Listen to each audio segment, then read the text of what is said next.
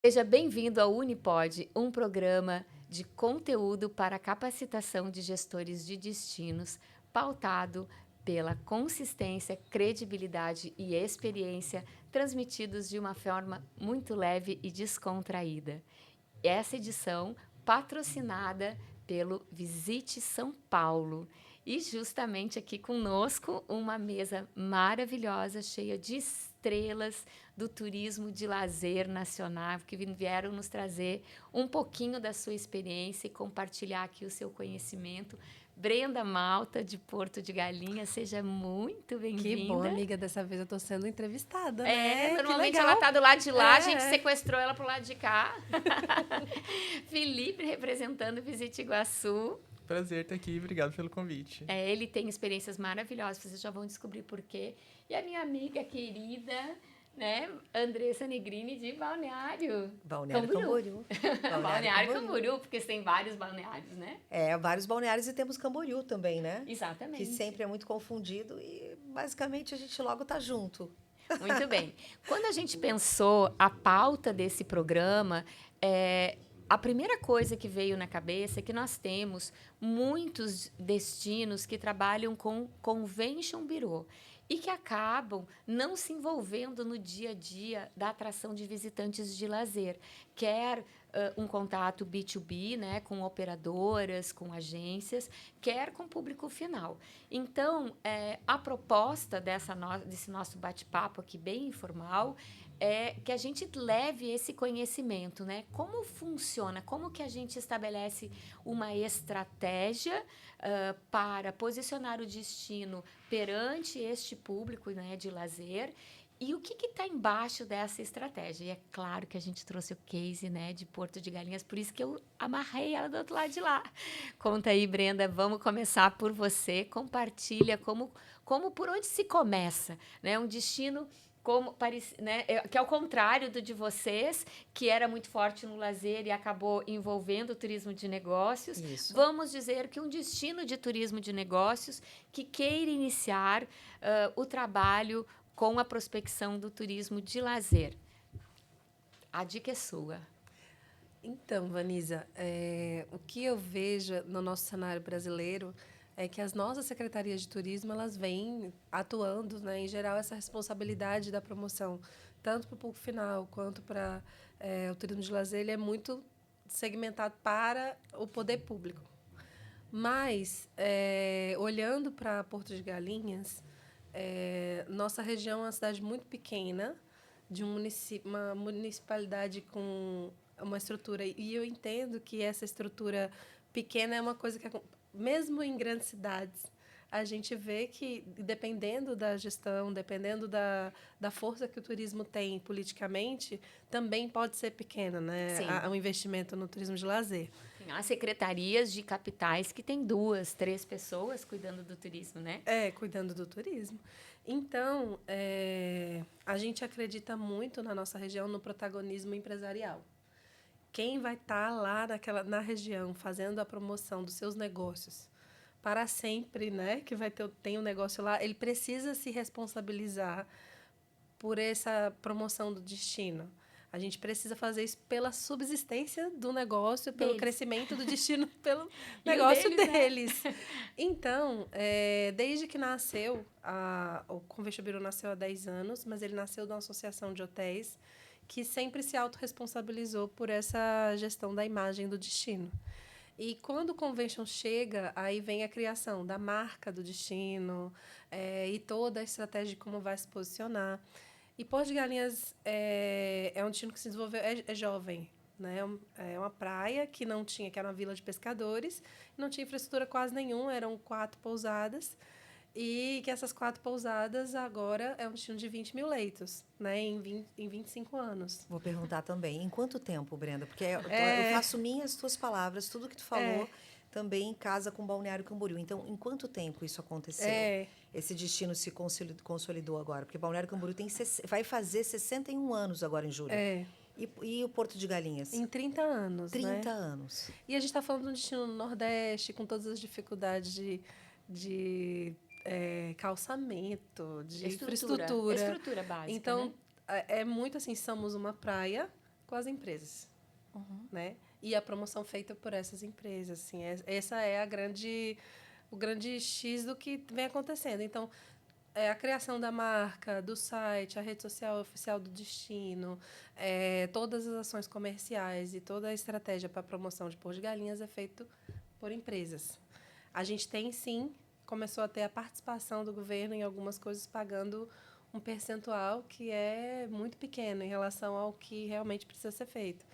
Então, todo o ciclo de promoção e relacionamento com o mercado e toda a responsabilidade pela promoção do destino, em qualquer que seja o segmento, ela é empresarial lá na região. Sim, ela é capitaneada pelo privado. Pela iniciativa privada. E aí busca o público, que é um caminho, via de regra, contrário do que as pessoas imaginam, né? Elas vão buscar no governo o subsídio e a responsabilidade, e o governo não pode vender, né? Então, assim, não adianta você estar numa feira institucionalmente se o privado, que é efetivamente quem vai ter essa possibilidade, né, de negociação, de efetivação do negócio, né, a vinda do negócio, assegurar, fechar o contrato, não tiver lá. Então, em alguns lugares, até se justifica no momento em que você está construindo uma marca, né? Ela ser mais conhecida. Mas depois,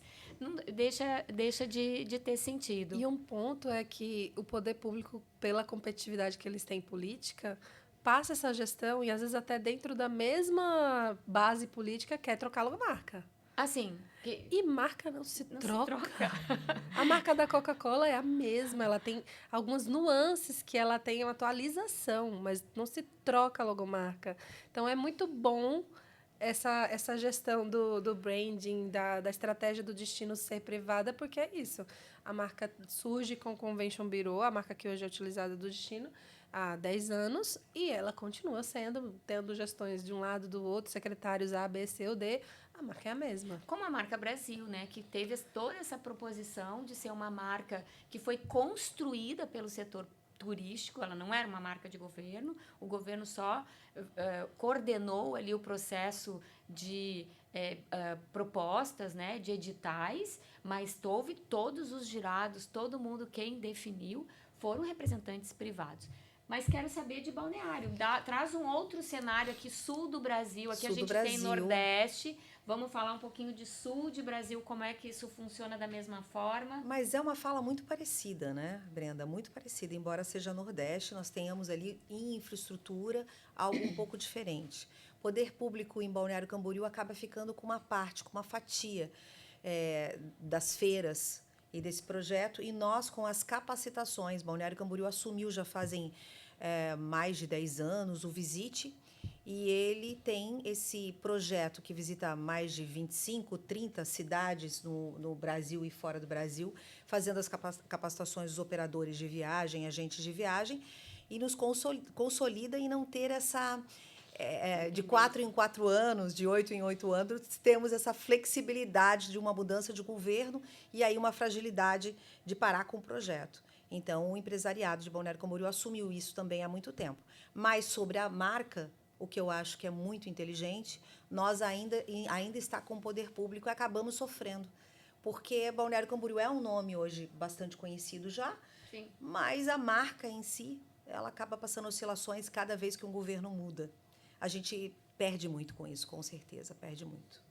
E até essas oscilações, assim, em períodos eleitorais, né? Exato. Assim, não pode, fica restrita a promoção. Fica restrita a promoção, como se muito fosse... ruim. Nos municipais é pior ainda, né? Uhum. Porque a gente observou no ano passado muitos dos destinos que estavam com a sua marca sobre o resguardo do poder público, porque foi tudo viabilizado por eles, a informação turística do município sumiu, né? Assim, estava tudo dentro dos sites oficiais e, de repente, do dia para a noite, você fica sem nenhuma informação, né, do turismo.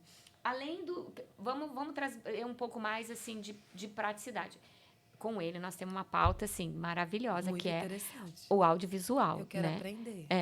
Aqui a gente tem... Mas a gente vai, antes de chegar nesse programa... Você falou dos workshops. Que outras ferramentas vocês usam para fazer essa divulgação? O que você imagina, o que você tem, não é imagina, né? Sim. Porque você é muito pautado em dados. O que é mais assertivo, né? Como ferramentas para você fazer a promoção do turismo para o lazer?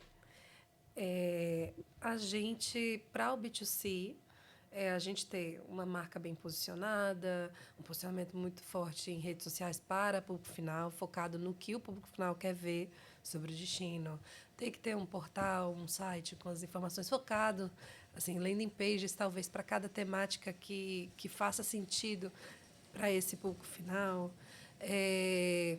E aí, indo para o mercado, a gente precisa pensar estrategicamente para onde o nosso destino quer chegar.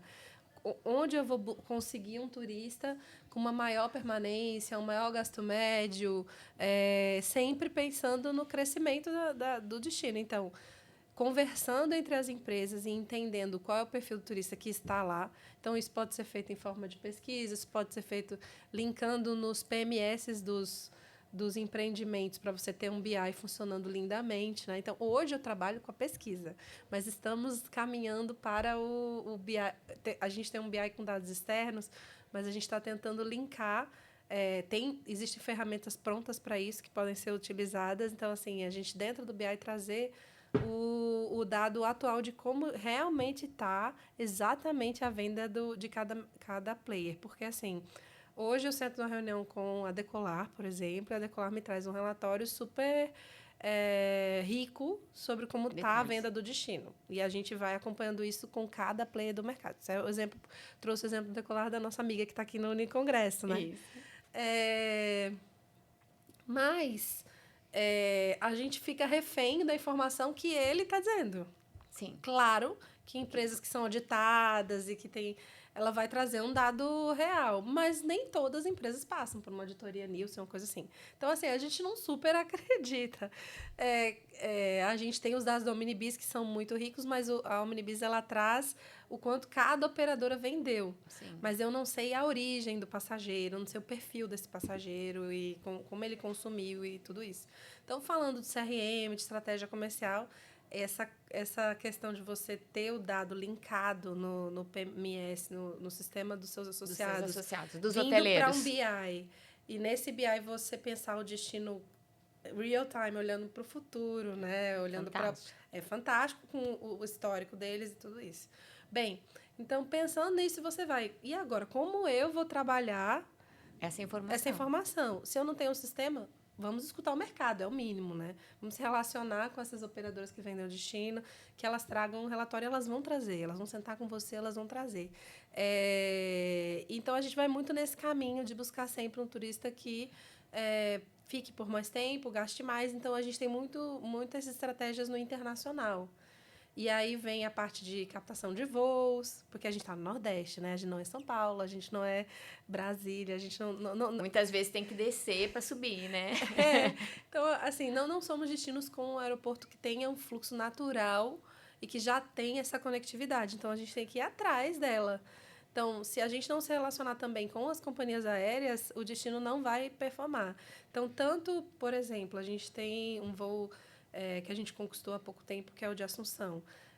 Para convencer a companhia aérea, convencer o poder público, no caso, o governo do estado, que tem incentivo fiscal, para convencer o nosso aeroporto, que também dá incentivo de pousos e decolagens, a gente teve que criar um programa de captação de voos, que a gente traga os dados. E muitas vezes esse dado nem existe. Não existia a busca do passageiro... Sim. Paraguaio por aquele pelo voo para Recife. E aí, às vezes, até o próprio dado não tem essa inteligência. Dados são inteligentes, mas até um certo ponto. Sim. Então, aí vem o humano que tem que entender como funciona a venda, que eu tenho muito mais chance de venda quando para o Cone Sul, porque não tem o Caribe, né? O Caribe que é o grande concorrente no mercado internacional. Então, assim, para vender para a Europa, para vender para os Estados Unidos, o Caribe vai ganhar. Mas para vender para o Cone Sul, a gente está mais perto, né? Então, e entender, conversando com o mercado de lá do Paraguai, qual é o perfil desse passageiro que a gente... é o meu perfil, é exatamente o meu perfil. Paga a minha diária, compraria meu destino. E aí eles se comprometeram com a companhia aérea em viabilizar esse voo. E aí a companhia, tá bom, vou testar, mas eu acho que não vai dar certo. Vendeu muito rápido. Com certeza. E deu super certo. Mas aí que tá. Não tinha esse dado. Sim. Então é isso. É uma aposta. Precisamos de dados, mas também precisamos nos arriscar, ir para os mercados, conversar com as pessoas, porque ir atrás do que a gente acredita também. Bom, já que a gente parou no Paraguai, né, que está ali no vizinho, porque o povo que entende de Paraguai é Foz, né? Sim. Assim, aliás, é a tríplice fronteira ali, nesse único lugar no Brasil que a gente tem essa condição. E eles têm uma estratégia, por que a gente raptou aí o Felipe, aí já fazendo um parêntese aqui, que você comentou do Unicongresso, vocês só estão vendo esse monte de gente estrelada aqui, cheio de Convention Bureau, porque a gente está gravando junto com as atividades do 9º Unicongresso aqui em Porto Alegre, todo mundo cheio de roupa, né? É um oferecimento do Visite São Paulo, que nos conseguiu esse estúdio que é na frente da sala, então a pessoa sai ali, a gente já capta. Captamos Felipe, né, para eles compartilharem, porque a gente passou vendo na mídia social uma estratégia incrível de B2C, né, já que a gente está falando isso, de público final, que é um investimento em audiovisual. Né? E aí eu queria que tu desmistificasse um pouco, Felipe, porque o pessoal disse, vamos trazer o Mion, como vocês trouxeram. Como o que tem por trás deste trabalho de fazer uma opção, né, estratégica por ter um programa que se dedica a trazer audiovisuais para o destino? Agora a palavra é toda sua, porque agora está todo mundo aprendendo aqui. Estou passando a ponte agora da amizade. E primeiro dizendo que super estrutura, muito legal estar aqui com vocês, compartilhando e vendo essas histórias, esses cases, está muito massa mesmo. Além dos nossos materiais que nós produzimos também, né, no nosso enxoval de eventos, para o público de lazer também, a gente entendeu a importância de captar essas grandes produções para Foz do Iguaçu. A mais recente agora é o do Caldeirão com Mignon. Então, o programa de férias do Mignon, agora o programa de inverno dele foi todo gravado em Foz. Foi uma produção assim gigantesca mesmo, que envolveu mais de 100 pessoas que vieram do Rio de Janeiro lá para Foz do Iguaçu. Ficaram alguns dias fazendo montagem de palco. Alguns é quanto? Assim, alguns 10, alguns dias 20, foram 10 dias consecutivos. Isso é para quem pode, né, Brenda? Mas a gente adora, tá? Mas isso foi só o dia que eles estiveram lá, pessoalmente, né? Nós estivemos com eles na visita técnica, final de abril, então no período de um mês foi muito pouco tempo para eles montarem todo o projeto, o roteiro, o que precisava, e aí efetivar a gravação. Foi pouquíssimo tempo, né, entre a visita técnica e o começo das gravações. Movimentou mais de 100 pessoas, a equipe da Globo mesmo, e a equipe local, assim, também mais de 100 pessoas envolvidas numa produção dessa. E aí chegou a demanda, vamos lá. Chegou uma demanda, porque tem destino que é surpreendido. Uma coisa é você ter a estratégia e ir trazer, né? Eu já participei de um governo que um secretário tinha isso como estratégia principal. Ele ia buscar estas produções. Eu imagino que Foz tem muita demanda desse tipo esse tipo de demanda, porque é um cenário único, né? Então, fez o contato com você. Como que funciona? A gente trabalha de duas formas. Muitas coisas chegam pra gente, a gente avalia e vê se é legal apoiar, mas a gente também faz esse trabalho de captar essas produções. E, inclusive, muito devido ao relacionamento que a gente já tem com as produções anteriores. Sim. Então, um diretor que era do SBT, está na Globo agora, a gente faz um contato lá na Globo e uma coisa vai levando a outra.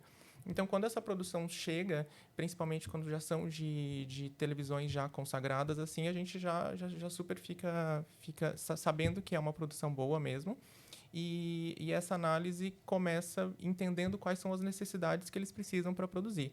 Muitas vezes é apenas só o operacional. A liberação também. A liberação, a logística, né, os aéreos, a hospedagem. Isso a gente consegue viabilizar a parte local com os nossos parceiros que entendem muito bem esse trabalho do Visite Iguaçu e entende também do resultado. Então, é um trabalho que vem se profissionalizando e os parceiros cada vez têm entendido mais que essas produções têm gerado resultado. E é muito interessante que um caso muito, muito legal, que há 2 anos a gente levou o programa Eliana para Foz do Iguaçu no SBT. e foi uma reportagem histórica, que foram 2h15 de exibição de Foz do Iguaçu em rede nacional. Nossa. A gente teve 124 milhões de Eu reais ia em perguntar do retorno de mídia. E nós investimos 54 mil reais, um exemplo. Uau! Então, é um investimento baixíssimo, porque as produções, como você disse, elas entendem que Foz do Iguaçu já é o cenário ideal e que vai ser um atrativo para o programa. Sim. Então, elas estarem em Foz, para elas, já é a grande sacada. Então, a nossa contrapartida é oferecer para eles esse operacional. Então, o investimento é muito baixo para um retorno de mídia. 2h15 de SBT para 24 milhões de pessoas foi realmente muito... O investimento é do Visit Iguaçu? Do Visit Iguaçu. Em Foz, a gente tem a gestão integrada, né? Então, a gente trabalha... A gestão integrada, ela une também o poder privado com o poder público. Então, alguns recursos também vêm através do Fundo Iguaçu e de outros parceiros, né? Então, quando a gente fala de 52 mil reais, é um investimento que o Visit fez, mas claro que teve o hotel que ofereceu hospedagem, né? Teve o atrativo que ofereceu os ingressos, o restaurante que ofereceu a alimentação. Se a gente soma isso aí, dá um pouco mais. Contrapartidas econômicas. Exatamente. Essas contrapartidas econômicas, nós colocamos no valor sempre que a gente apresenta, dizendo o quanto custou realmente e o quanto realmente, né? Que não é 54. Sim. E aí o valor que foi pago, porque é sempre muito importante, eu acho. Desculpa, mas eu acho muito importante a gente colocar isso. Tem projetos que nós realizamos que de a gente triplica o valor de entrega. E é importante para o associado, é importante para que todos entendam o quanto todos colaboram para aquilo acontecer e a valorização, né? A valorização do projeto em si. Então, esse valor tem que ser calculado. Sim, de todos que se envolveram, né? Mesmo que a gente não pagou diretamente. E aí você vai falar que foi um projeto, talvez aí, né, de 500, sei lá, 800, 1 milhão, mas que ele custou 54 mil. E essa é uma verdade, porque a entrega de vocês é muito maior. É verdade. Muito maior. Eu queria pegar esse gancho do dinheiro, né? Porque ela tem um case maravilhoso, né? De um trabalho também que era para ser para público final e que não tinha orçamento, né? E aí vocês tiveram que fazer uma solução um pouco mais... A realidade é que nós começamos com as nossas ações geralmente do zero. Começamos do zero. Como quase todos os conventions virou, né? E essa ação, o nosso Visit, ele tem muitas ações dentro dele. Uma delas foi o filme Férias Sem Fim, que foi realizado há 2 anos. Esse filme é um curta-metragem que também tem um valor que foi bastante acessível para nós, com todos os parceiros, com todas as ajudas dos associados e quem colabora com o turismo em geral. Bem grande. O chapéuzão mexicano que passou. E essa entrega foi feita e é muito legal. O filme, ele é um filme romantizado, é um filme que te encanta. A ideia do filme era levar ele para as capacitações, mas, de fato, encantar. E é o que tem acontecido. Ele tem rodado as cidades dentro do Visit pelo Brasil e pelo Mercosul, né? A gente faz aí 6 cidades do Mercosul. Hoje, nós estamos em Córdoba e amanhã já estamos indo para Buenos Aires com o Visit, fazendo essas capacitações com o filme. Então, e ele tem uma história dentro, um romantismo dentro dele que acaba mostrando todo o Balneário Camboriú, mas depois ele fica, né? Como ele não é um filme para capacitação, ele vai ficar disponível para que continue o público final que tiver interesse aí em Balneário Camboriú, os agentes possam colocar ele chamando o pessoal para... Esse é o filme que vocês não tinham dinheiro para o casting e que a própria equipe acabou... A própria equipe foi trabalhando. Então tem que assistir. Porque o casting, a própria equipe é que foi trabalhar. Tivemos contratados, mas como eram muitos, a gente envolveu a equipe, enfim. Até meu filho aparece no filme, brincando com uma criança que era o ator, né? Então, para não termos todas essas despesas. Essas soluções que a gente consegue com o Convention. A gente foi formatando. É o que o Convention faz. É o que a gente... Soluções. E que acabam tendo... aquela paixão, né? Porque, assim, é um filme que você viveu lá em Fortaleza também. Eu fiz um trabalho de marcação com o diretor que ia fazer o filme publicitário, né? E eu disse, olha, eu não vou estar aqui, depois ele ia voltar num outro momento, estávamos na visita técnica, né? E eu disse, eu vou fazer a marcação, vou te mostrar, porque, assim, eu sou turista de negócios. Eu disse, então, vou mostrar para você o que eu faria. tô saindo dessa temperatura, tô chegando em Fortaleza. No final do dia, né, do trabalho, não há hipótese de eu não tirar o sapato e caminhar na beira da praia e sentir a areia, sentir aquela água morna. E eu fiz a cena.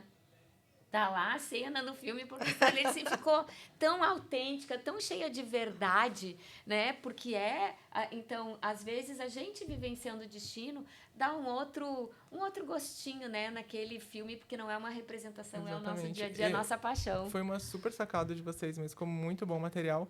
E pensando nisso também, até mostrando um case nosso, a gente sempre busca trazer experiências, né? Também reais nesses vídeos. A gente já fez uma série de vídeos também levando pessoas que nunca tinham ido para Foz, e a gente registrou essa visita deles também. Que muito legal. Daí a gente usou como material de promoção mesmo.